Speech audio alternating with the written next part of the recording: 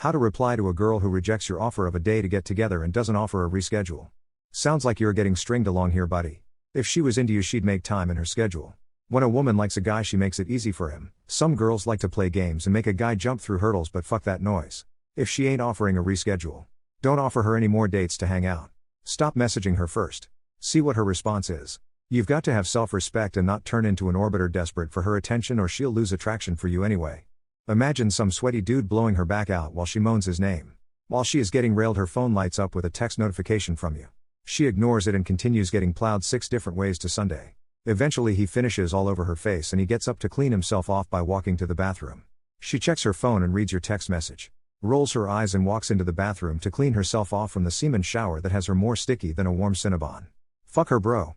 Dip. Don't put all your eggs in one basket. It's like applying for a job. You don't just apply for one and wait to hear from them. You apply everywhere you might be interested in working, and then when you hear from them you prioritize the pros and cons for each. Same with dating. Apply everywhere. If she says she's busy, leave the ball in her court a couple days to reschedule. If she doesn't, politely ask her again a few days later. If she still doesn't want to reschedule, move on to a different application. How much unpaid overtime do you work in a week? 2 to 5. I often work through lunch, but I only log on in time on work from home days. The other days I roll in 15 to 20 minutes late. That brings said. Late is relative, since the company doesn't care as long as I get my job done and my hours don't affect my ability to collaborate. I'm app salary, so I wouldn't earn overtime anyways. But I have about the right amount of work, so I'm not worried about the little bit that adds up. I'd guess a half hour to an hour each week. I start at 9, but we all really show up a couple minutes early to unlock the gates and turn stuff on.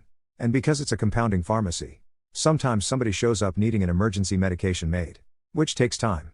Even if making the mixture takes 10 minutes. The setup, checking, and cleanup makes it a half hour easy. It doesn't happen every week, and I can put it on my timesheet. But most of the time my boss lets me duck out early on a Friday to say thanks for making something on short notice. So it probably evens out.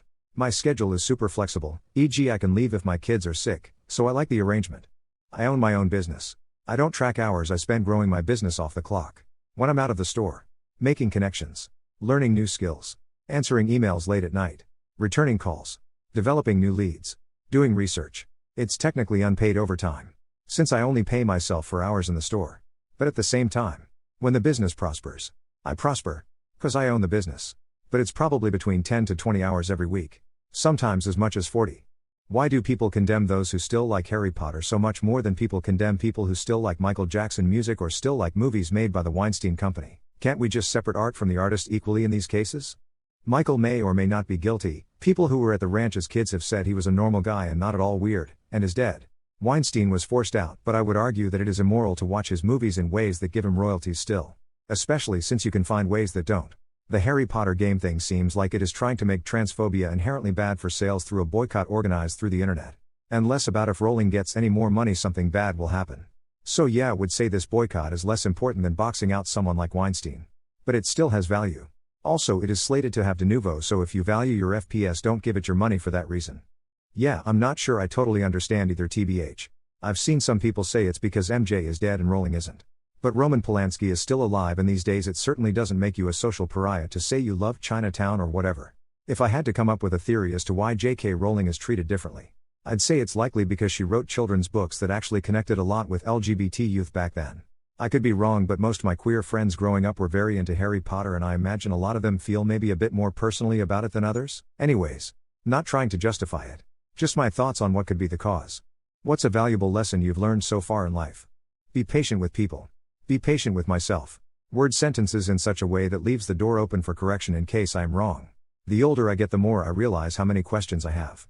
And how few answers I have, because I have learned more of the nuances. Listen a lot and ask good questions. Affirm others and criticize very little.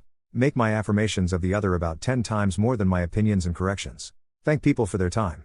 Don't assume much of anything. There are people who have areas of expertise we know nothing or very little about. Not to take anything extremely seriously.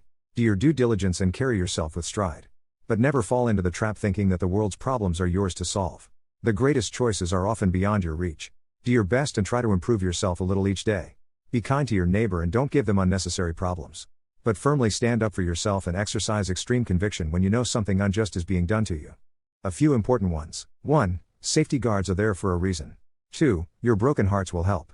But don't be careless with your relationships. 3. Make time to care for your body or it will make you take the time. 4. Make time to dance and smile at kids. 5. There is a God. And one day you'll meet him. So live a life you can die contented to have lived and face him at the end. 6. Your greatest legacy will be the lives you touched. 7. Never drink from the far side of the chalice. 8. Never stop a chainsaw with your genitals. 9. Always know where your towel is. 10. It's okay to be scared. But it's not okay to give up.